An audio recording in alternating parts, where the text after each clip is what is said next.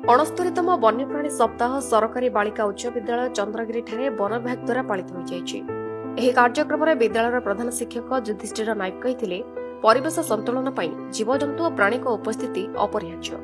मुख्य अतिथि भाव में फ्रीडम तिरनाथ विषयरत्न और धनुर्धर रहित गीत और वक्तव्य मध्यम निरीह वन्यप्राणी दयाशील होगा उचित बोली वार्ता प्रदान करते।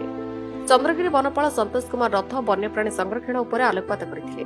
वनरक्षी सुधाकर कंडाल और मनस्विनी मादला सौदामिनी पट्टनायक पारिपार्श्विक परिस्थिति वन्यप्राणी संरक्षण वंशवृद्धि और सुरक्षा को नहीं वन्यप्राणी सप्ताहर मूल उद्देश्य बोली मतव्यक्त करते। अन्यମାନଙ୍କ ମଧ୍ୟରେ जगन्नाथ कुंभ, भीमाकांत, छैल सेठी, रिंकू राव और श्रीमती पंकजिनी भोमाल, शुभश्री, कमलिनी प्रभृति जंगल बंचिले वन्यप्राणी बंचे बोली मतव्यक्त करते।